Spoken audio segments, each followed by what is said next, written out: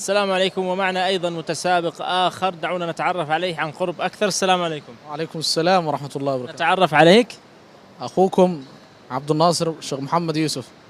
أنعم الله عليك يا شيخ عبد الناصر وفتح عليك إن شاء الله. من موريتانيا صحيح؟ من الصومال الحبيب. من الصومال نعم. في أي فرع تشارك في المسابقة؟ في الفرع الأول مع التفسير يعني.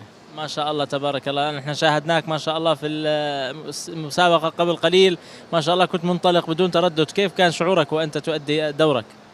والله الشكر كله والتوفيق كله من الله سبحانه وتعالى. كانت بضاعتي قليلة واستعدادي بسيط جدا، لكن كان اعتمادي كله على الله سبحانه وتعالى، فشكري كله لربي جل وعلا، فأنا أشكره. نعم الحمد لله. يعني ما شاء الله تبارك الله. نريد أن نفهم أكثر كيف كان استعدادك وحفظك للقرآن في صغرك ونشأتك. كيف كان يعني عملية متابعتك لحفظ القرآن الكريم؟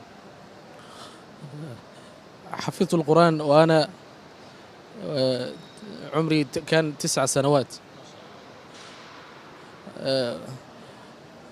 كان المساعد الحقيقي والعون الحقيقي بعد الله سبحانه وتعالى كانت أمي. كانت تساعدني في الاستيقاظ باكرا، وأنا أسأل الله أن يغفر لها وأن يطيل عمرها. آمين إن شاء الله يا رب. نسأل الله أن يوفقها ويحفظها إن شاء الله. أخيرا شيخ عبد الناصر، نريد منك توجيه رسالة سريعة للمتابعين لقناة أهل القرآن حول العالم، وأيضا لإخوتك وأصدقائك المشاركين في هذه المسابقة. ماذا تقول لهم وماذا توجههم؟ أولا أقول لهم أعظم نعمة بعد الإسلام هي نعمة القرآن، أن يشعروا بهذا الشعور من قلوبهم ويتعززوا بكتاب ربهم وأن يعملوا به، وأن يحيوا ليلتهم أمام ربهم جل وعلا. الله سبحانه وتعالى يقول في كتابه: قل بفضل الله وبرحمته فبذلك فليفرحوا.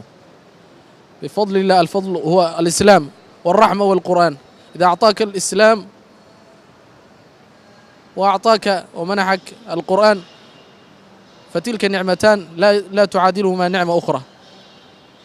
فلا بد أن نشكر الله أولا سبحانه وتعالى، ثم أن نكون عاملين بما تعلمنا. وأسأل الله سبحانه وتعالى التوفيق واليسر لي ولهم إن شاء الله بإذن الله. بإذن الله. نريد أن نختم بتلاوة قصيرة إذا سمحت لنا يا شيخ عبد الناصر. أعوذ بالله من الشيطان الرجيم. ويستنبئونك أحق هو قل إي وربي إنه لحق وما أنتم بمعجزين. ولو أن لكل نفس ظلمت ما في الأرض لافتدت به وأسروا الندامة لما رأوا العذاب وقضي بينهم بالقسط وهم لا يظلمون. ألا إن لله ما في السماوات والأرض ألا إن وعد الله حق ولكن أكثرهم لا يعلمون. هو يحيي ويميت وإليه ترجعون. يا أيها الناس قد جاءتكم موعظة